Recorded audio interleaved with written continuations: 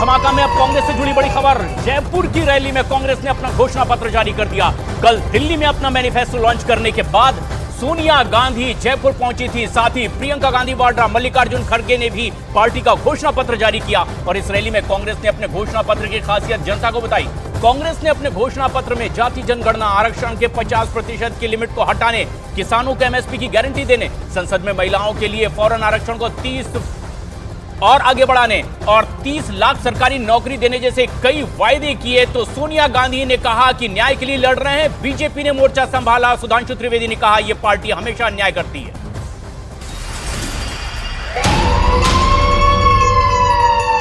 और जयपुर में सोनिया गांधी ने कहा इंडिया गठबंधन न्याय की लड़ाई के लिए अब एक साथ आ चुका है। तो बीजेपी भी पलटवार की मुद्रा में आई और कांग्रेस को अन्याय करने वाली पार्टी करार दे दिया।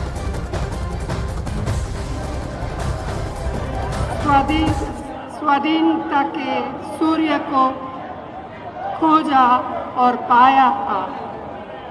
इतने वर्षों बाद वह महान ज्योति कुछ मद्दिम पड़ गई है।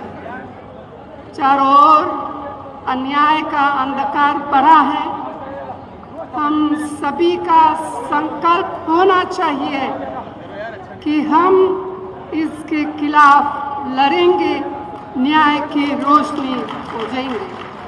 इतना बड़ा पैकेज और ये आप कहने का प्रयास कर रहे हैं, इसलिए मैं गंभीरता से कहना चाहता हूं, जिन्होंने भारत की युवाओं की क्षमता के साथ न्याय नहीं किया, जिन्होंने भारत की आर्थिक क्षमता के साथ न्याय नहीं किया, जिन्होंने भारत की औद्योगिक क्षमता के साथ न्याय नहीं किया, जिन्होंने भारत की सैन्य क्षमता के साथ न्याय नहीं किया, जिन्होंने भारत की सुरक्षा के साथ न्याय नहीं किया, जिन्होंने भारत की सांस्कृतिक गौरव के साथ कभी न्याय नहीं किया, जिन्होंने भारत की सामाजिक समरसता के साथ न्याय नहीं किया, जिन्होंने भारत की योग्यता के साथ कभी न्याय नहीं किया, वो जब भेष बदल कर आकर आज ये कहने का प्रयास करते हैं तो भारत की जनता पूरी तरीके से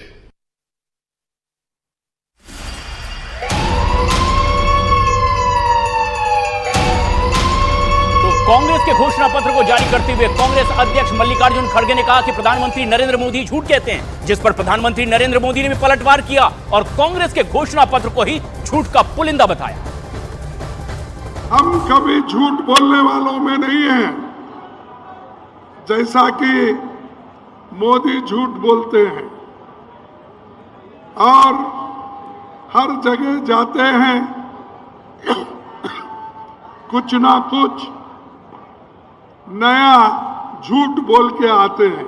कांग्रेस पार्टी ने एक झूठ का पुलिंदा जारी किया है, अपना घोषणा पत्र जारी किया है।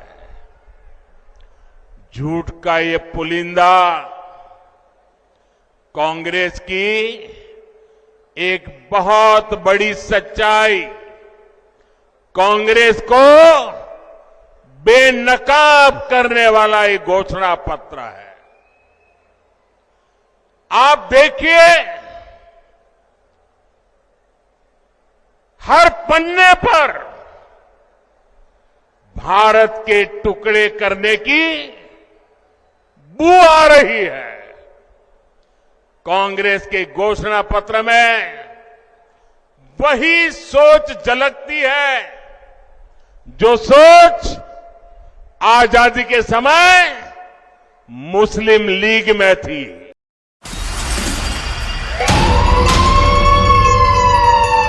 वहीं बिहार की बेगूसराय सीट न मिलने के बाद अब कांग्रेस कन्हैया कुमार को दिल्ली में मनोज तिवारी के सामने खड़ा कर सकती है। सूत्रों का दावा है कि कन्हैया कुमार को बिहार में उनकी जगह न मिलने के बाद उत्तर पूर्वी लोकसभा सीट से दिल्ली में उम्मीदवार बना सकती है और इस सीट पर बीजेपी की तरफ से मनोज तिवारी तीसरी बार चुनावी मैदान में हैं। दिल्ली में आम आदमी पार्टी और कांग्रेस अब मिलकर के चुनाव लड़ रहे हैं और उत्तर पूर्वी दिल्ली सीट कांग्रेस के हिस्से आई है। ऐसे में सूत्रों का कहना है कि कांग्रेस कन्हैया कुमार पर दांव लगाना चाहती है। आखिरी फैसला कांग्रेस अध्यक्ष मल्लिकार्जुन खड़गे पर छोड़ा गया है और बहुत संभव कि आज कन्हैया कुमार के नाम का ऐलान भी हो।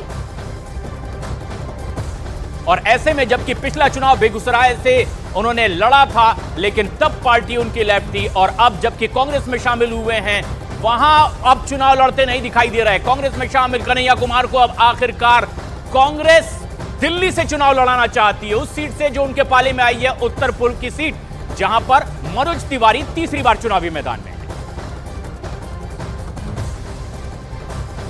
लेकिन सूत्र बता रहे हैं कि इनसाइड स्टोरी यह है कि एक दिन पहले ही कांग्रेस सीईसी की बैठक में आई और जब दिल्ली के उत्तर पूर्वी लोकसभा सीट पर बात करें तो यहां पर क्या समीकरण, कांग्रेस अब की जो अहम बैठक हुई, इसमें सबसे अहम बात, लवली ने किसी और के चुनाव लड़ने पर ऐतराज नहीं जताया था, यह उनकी सीट, और लवली के इनकार के बाद कन्हैया कुमार का नाम अब सामने आया। खास बात यह कि कांग्रेस बिहार की बेगूसराय सीट से टिकट देना चाहती थी, लेकिन यह उनके पाले में नहीं आई। पिछली बार बेगूसराय सीट से चुनाव लड़े थे कन्हैया कुमार, लेकिन अब खास बात यह है कि बिहार की बेगूसराय सीट लेफ्ट के खाते में गई और कन्हैया कुमार अब कांग्रेस में है। ये अब कन्हैया कुमार के लिए दिल्ली से मैदान में उतारने की तैयारी कांग्रेस कर सकती है और दिल्ली की 7 सीटों पर 25 मई को वोटिंग होनी है। और कांग्रेस की जो बैठक हुई है, अमरिंदर सिंह लवली के नाम पर चर्चा हुई, लेकिन लवली ने किसी और के इस सीट से चुनाव लड़ने पर ऐतराज नहीं जताया और इसीलिए कन्हैया के नाम का ऐलान भी हो सकता है।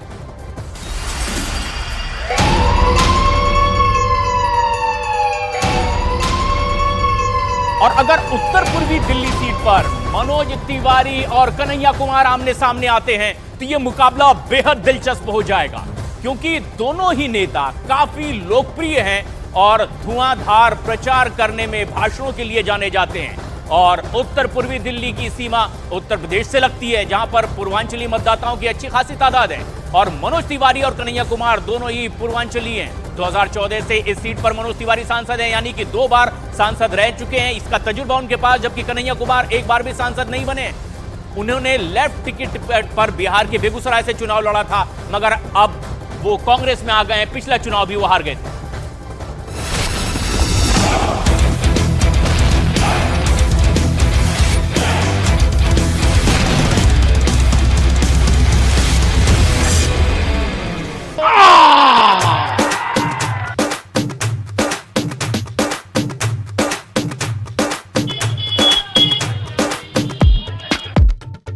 बिहार में कुछ करना नहीं पड़ता बाबूजी, हमें एक जगह से ले जाके दूसरी जगह बस माइक लगाना पड़ता है।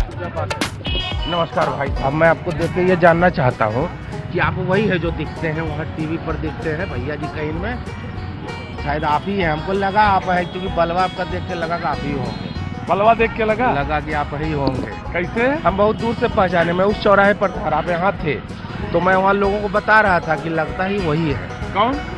वही भैया जी कहीं। रुको, चुपचाप खड़े रहो।